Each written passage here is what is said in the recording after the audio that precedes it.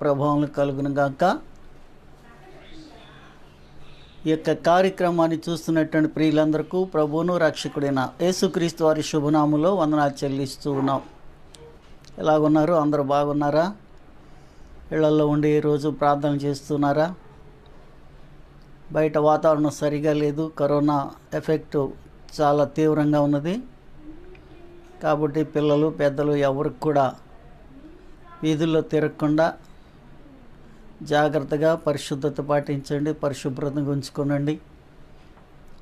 అనుదినము దేవుని వాక్యం ధ్యానిస్తూ ప్రార్థన చేస్తూ ప్రభునామాన్ని మహింపరచండి.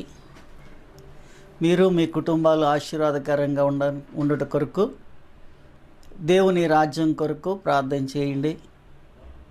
దేశం కొరకు ప్రార్థన చేయండి. దేశంలో ఆరోగ్య పరిస్థితులు చక్కబడినట్లుగా ప్రతి క్రైస్తవునిగా మన మీద ఒక బాధ్యత ఉన్నది. దయచేసి విషయాన్ని గమనించి ప్రభు పాదాల దగ్గర మన దేశాన్ని సమర్పించి, ప్రభువా మా దేశంలో ఉన్నటువంటి ఉపద్రవాన్ని తప్పించమని మనం ప్రార్థన చేయాలి. ప్రియులరా, ఈ సమయంలో కొద్ది నిమిషాలు దేవుని వాక్యాన్ని మనము ధ్యానించుకుందాము. పరిశుద్ధ గ్రంథంలో నుండి ఆమోసు గ్రంథం 6వ అధ్యాయము 1వ వచనము. సియోనులో నిర్విచారముగా ఉన్న వారికి శ్రమ, షోమ్రోను పర్వతం మీద నిశ్చితగా నివసించే వారికి శ్రమ. ఇశ్రాయేలు వారి విచారణకర్తలైన జనులు, ముఖ్య జనులకు పెద్దలైన వారికి శ్రమ. ఈ మాటను మనము కొద్ది నిమిషాలు దేవుని యొక్క సన్నిధిలో జ్ఞాపకం చేసుకుందాం. ప్రియులారా, సియోను అనేటువంటి మాటకు సంపూర్ణమైనటువంటి సౌందర్యము అని అర్థము. సంపూర్ణ సౌందర్యం అని అంటే రక్షించబడినటువంటి విశ్వాసి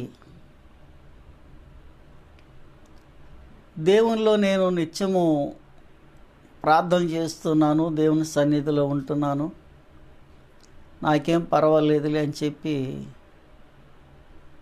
నిర్విచారముగా, అంటే దిగులు లేకోకుండా.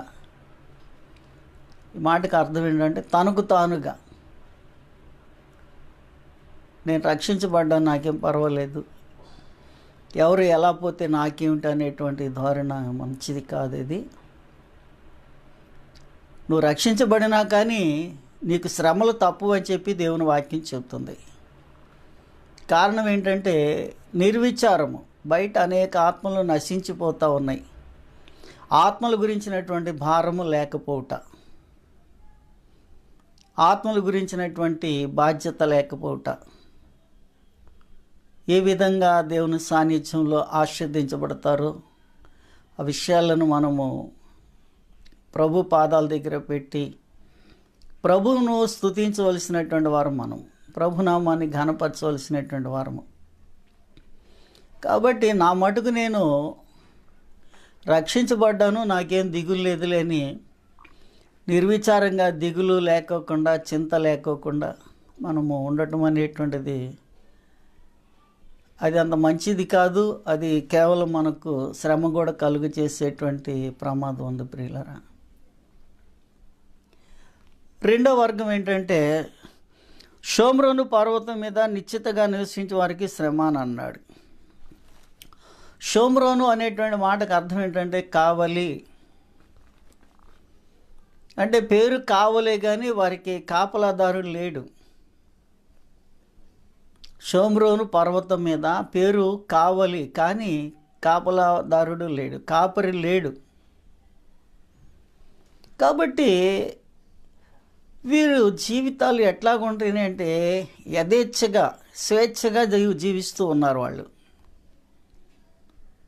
వారి జీవితాలు ఎట్లాగున్నాయంటే కాపర్లు లేనటువంటి గొర్రెలు అనే వాక్యం ఉంది కదా. అలాగా ఈ షోమ్రోను పర్వతాల మీద నిశ్చితగా నివసిస్తున్నారు, స్వేచ్ఛగా, ఏం పర్వాలే, మనకేం భయమో, మనకు అన్నీ ఉన్నాయి, మనకేం పర్వాలేదు, తినటానికి ఉండటానికి అన్నీ ఉన్నాయి లేని, అసలు రక్షణ లేకోకుండా, కాపుదల లేకుండా, కాపరి లేకోకుండా, దేవుని యొక్క భయము భక్తి లేకోకుండా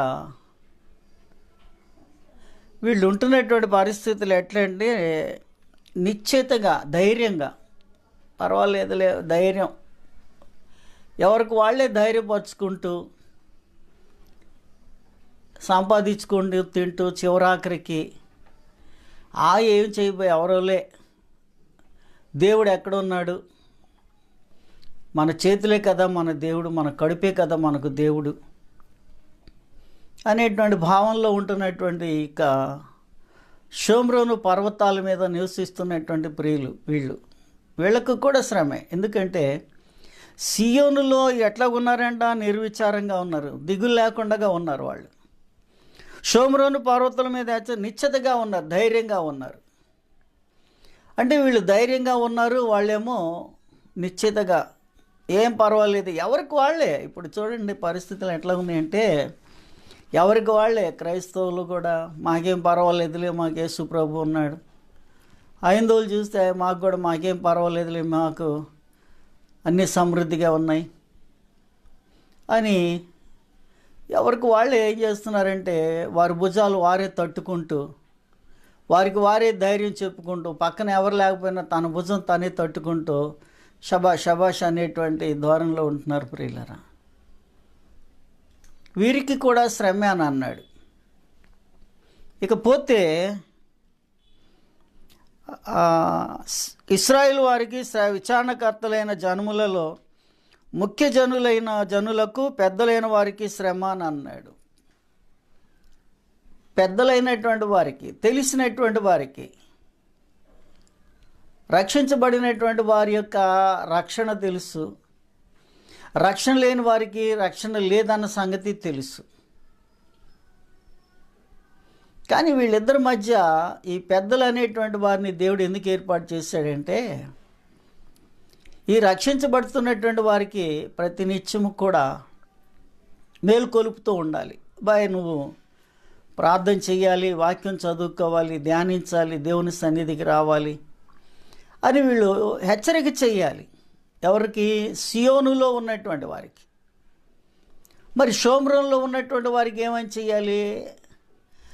నీకు ధనం ఉన్నది, ఆస్తి ఉన్నది, తినటానికి అన్నీ ఉన్నాయి, కానీ నీకు రక్షణ లేదు, మీకు ఒక కాపరి లేడు, మీకు ఒక భద్రత లేదు, కాబట్టి మీరు కూడా ప్రభుని నమ్ముకోవాలనేటువంటి హెచ్చరిక చేసేటువంటి కొరకు హెచ్చరిక చేసేవారిగా పెద్దలను ఏర్పాటు చేశాడు. అయితే ఈ పెద్దలు ఏం చేస్తున్నారంటే వాళ్ళు రక్షించబడ్డారు కాబట్టి వాళ్ళకి ఎక్కడికి వెళ్ళరు, వాళ్ళు బాగానే ధైర్యంగా వాళ్ళ విషయమో పట్టించుకోవట్లేదు. షోమ్రోన్లో రక్షణ లేనటువంటి వారికి కూడా వీళ్ళు మన మాట వినరులే, వీళ్ళకి ఎంత చెప్పినా ఇంతేనని చెప్పి వీళ్ళు కూడా సైలెంట్గా ఉంటున్నారు. వీళ్ళు ఊరుకుండి వాళ్ళు ఊరుకుండి వాళ్ళ దగ్గరికి వెళ్లకుండా వీళ్ళ దగ్గరికి వెళ్లకుండా ఆ రక్షించబడినటువంటి ఆత్మలను ఈ పెద్దలైనటువంటి వారు మేలు కొలకపోతే ఆత్మలు చల్లారిపోతున్నాయి. అక్కడ సియోనులో ఉన్నటువంటి వారు నిర్విచారంగా ఉన్నారు. అంటే ఆత్మలు ఏంటంటే దిగులు లేకోకుండా రక్షణ పొందితే చాలు అనుకుంటే పరిస్థితి ఎట్లాగుందంటే ఆత్మ చల్లారిపోతుంది, ఆత్మ వెలిగించబడటంలా, వాళ్ళ వాక్యం అనేటువంటిది పనిచేయదు, ప్రార్థన శక్తి తగ్గిపోతుంది, విశ్వాసము సన్నగిల్లిపోతుంది, భక్తి బలహీనం అయిపోతూ ఉంటుంది, దేవుని సన్నిధిని మర్చిపోతూ ఉంటారు, దేవాలయాన్ని మర్చిపోతూ ఉంటారు, సంఘాన్ని మర్చిపోతూ ఉంటారు, దైవ సేవకుని మర్చిపోతూ ఉంటారు, దేవుని పట్ల వారికి ఉన్నటువంటి బాధ్యతలు మర్చిపోతూ ఉంటారు. ఈ మర్చిపోకుండా ఉండాలని చెప్పి పెద్దల్ని దేవుడు ఏం చేశాడంటే వాళ్ళని ఏర్పాటు చేశాడు. మీరు హెచ్చరిక చేయటం కొరకు దేవుడు పెద్దలను ఏర్పాటు చేశాడు. రెండవది షోమ్రోన్లో ఉన్నటువంటి వారికి కూడా మీకు రక్షణ లేకుండా ఉంటే చాలా నష్టపోతారా నాయన, తింటే తినండి, చక్కగా ఉండండి, సంపాదించండి, వ్యాపారాలు ఉద్యోగాలు చేయండి, మీ కష్టార్జితం మీరు అనుభవించండి, కానీ రక్షణ లేకోకుండా మీ జీవితాలు పాడైపోతే రక్షణ కలిగి ఉండాలి, రక్షణలో ఉండాలని చెప్పి వారిని కూడా రక్షించబడాలని చెప్పి హెచ్చరిక చేయాల్సినటువంటి పెద్దలు ఏమంటున్నారంటే వాళ్ళు ధైర్యంగా ఉన్నారు, వీళ్ళు రక్షణ లేదు, వీళ్ళు మాట ఏంటని వీళ్ళు ఎట్లాగుంటున్నారంటే విచారణకర్తలైన జనములో ముఖ్య జనముకు పెద్దలైన వారికి శ్రమ అని అన్నాడు. పెద్దలు బాధ్యత కలిగినటువంటి వారిగా ఉండాలి. ఒక కుటుంబంలో ఒక పెద్ద, ఒక కుటుంబంలో ఒక క్రైస్తవ విశ్వాస కుటుంబంలో దేవుని యొక్క ప్రజల కుటుంబాలు ఎట్లా ఉండాలంటే, ఆ కుటుంబీకులందరికీ దేవుని గురించి చెప్పాలి. ద్వితీయోపదేశకాండం 8 అధ్యాయంలో మనం చదువుతాం. నీ పిల్లలకు కూర్చున్నప్పుడు, లేచినప్పుడు, నడుస్తున్నప్పుడు, మార్గంలో ప్రతి సమయంలో దేవుని గురించి మాటలు బోధిస్తూ వారిని పరిపూర్ణమైన వారి బాల్యంలో ఎదుగుదల ఇస్తే యవ్వన ప్రాయంలో, వృద్ధాప్యంలో వాటిని ఒక ఆశీర్వాదకరంగా, దీవెనకరంగా మార్చుకుంటారని దేవుని వాక్యం సెలవిచ్చింది కదా. అలాగే కుటుంబంలో పెద్దలు ఏం చేయాలంటే దేవుని సన్నిధిని గుర్తెరిగి దేవుని వాక్యాన్ని చదువుతూ, బోధిస్తూ, వివరిస్తూ, ప్రార్థన చేసుకుంటూ, ప్రార్థన బిడ్డలకు నేర్పించాలి, మనం చేసుకుంటూ ఉండాలి. రెండోది ఏంటంటే నశించిపోతున్నటువంటి వారి కొరకు. ఇప్పుడు చూడండి, కాలమాన పరిస్థితులు ఎట్లా ఉన్నాయంటే భయంకరంగా ఉన్నాయి. ఎవరిని చూసినా కానీ కరోనా కరోనా కరోనా అంటున్నారు. కరోనా వచ్చింది, కానీ దీనికి తగినటువంటి మెడిసిన్ ఇంత మటుకు లేదు. క్రైస్తవ విశ్వాసం ఏంటి? యేసు నామములోనే స్వస్థత కలుగుతుందని చెప్పి మన విశ్వాసం. కానీ అన్యులు ఈ మాట నమ్ముతున్నారా? నమ్మటం లేదు. కాబట్టి ప్రియులారా, మనము నశించిపోతున్న వారి దగ్గరికి వెళ్ళాలి, రక్షించబడిన వారి దగ్గరికి వెళ్ళాలి, వారిని బలపరచాలి, వీరిని ప్రభువులోనికి నడిపించాలి. ఒక బాధ్యత కలిగినటువంటి పెద్దలముగా గౌరవప్రదమైనటువంటి జీవితం మనకు కలిగి ఉండాలి. అప్పుడు మనకు దేవుని ఆశీర్వాదం సమృద్ధిగా ఉంటుంది ప్రియులారా. కాబట్టి రక్షించబడ్డావని చెప్పి నిశ్చితగా ఉండొద్దు. దేవుని మాటను నిర్లక్ష్యం పెట్టి నిర్విచారంగా ఉండొద్దు. ఈ రెండూ ప్రమాదకరమైనవే. నువ్వు క్రీస్తు నెరిగినటువంటి దేవుని బిడ్డగా దేవుని సమ్ముఖంలో క్రీస్తుని గురించి ప్రకటించకపోవటము నీకు నష్టమే. ఎందుకంటే భక్తుడైనటువంటి పౌలు గారు ఒక మాట అంటాడు, సువార్త ప్రకటించవలసినటువంటి భారము నా మీద మోపబడి ఉన్నది, సువార్త ప్రకటించకపోయిన యెడల నాకు శ్రమ అని అన్నాడు.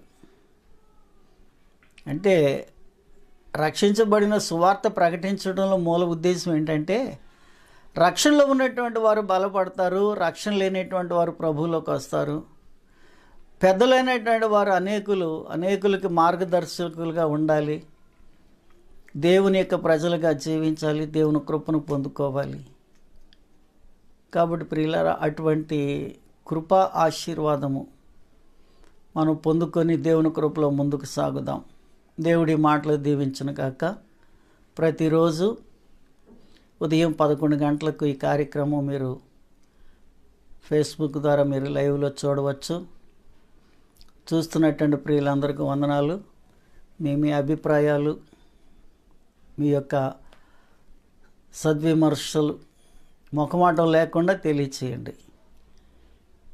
ఎందుకంటే ముఖస్తుతి చేయటం మంచిది కాదు. ఏదైనా లోపాలుంటే సరిదిద్దుకోవటానికి మీ విమర్శలు నాకెంతో బలాన్ని ఇస్తాయి. కాబట్టి ప్రభుపేట మీకు మనవి చేస్తాను. ఏదైనా లోటుపాట్లుంటే నేను కామెంట్ ద్వారా తెలియచేయాలని ప్రభుపేట మనవి చేస్తున్నాను. ప్రార్థన చేద్దాం. పరిశుద్ధుడు ఎంత తండ్రి, ప్రేమమేడ సర్వశక్తి కలిగిన యేసు మీకు వందనాలు. కార్యక్రమం చూస్తున్న బిడ్డలందరినీ ఆశీర్వదించి దీవించండి ప్రభు. మీ కృపా కాపుదలనిచ్చి కుటుంబాలను బిడ్డలు దీవించి సియోనులో నిర్విచారంగాను, షోమ్రోన్లో నిశ్చితగాను ఉన్నటువంటి వారికి శ్రమ, జనుల్లో ఘనులైనటువంటి పెద్దలకు శ్రమ అన్నారు ప్రభు. రక్షించబడిన వారు ప్రభువుని స్తుతిస్తూ, రక్షణ లేనటువంటి వారిని ప్రభు దగ్గరికి నడిపిస్తూ, పెద్దలైనటువంటి వారి సంఘాన్ని, సమాజాన్ని బలపరుస్తూ, దేవునికి మహిమకరమైనటువంటి జీవితం జీవించిన కృపనిచ్చి మా దేశంలో ఉన్నటువంటి ప్రపంచం కరోనా వ్యాధిని, ఆ యొక్క వైరస్ని యేసునామములో కాల్చేసి సంపూర్ణ ఆరోగ్యం, శక్తి నుండి సంపూర్ణ ఆరోగ్య భారతంగా సిద్ధపరచండి మా దేశాన్ని. మా దేశ సరిహద్దుల్లో మీ కంచిని కాపుదల వేయండి. వైద్యం అందిస్తున్నటువంటి డాక్టర్ల కొరకు, నర్సుల కొరకు, పారిశుద్ధ్య కార్మికుల కొరకు, ఈ కంట్రోల్ చేస్తున్నటువంటి పోలీస్ డిపార్ట్మెంట్ వారి కొరకు, ఇతరత్ర నాయకుల కొరకు కూడా ప్రార్థిస్తూ మా దేశాన్ని దీవించండి. దేశ ప్రజలను ఆశీర్వదించండి, ఆరోగ్యవంతులకు చేయండి. రోగపీడిత బాధలను విడుదల దయచేయండి. యేసు నామములో ప్రార్థిస్తున్నాను తండ్రి. ఆమేన్, ఆమేన్. తండ్రి అయిన దేవుని ప్రేమ, మన ప్రభువును రక్షకుడైన యేసుక్రీస్తు వారి కృప, పరిశుద్ధాత్మక దీవెన ఆదరణ సకల పరిశుద్ధులకు, ఆయనకి ఇష్టలకు, భూమి మీద భక్తులకును, కార్యక్రమం చూస్తున్న ప్రతి వారికి, భారతదేశమునకు కరోనా వ్యాధి నుండి విడుదల ఇచ్చి నడిపించును గాక. Amen, amen, amen. Praise the lord.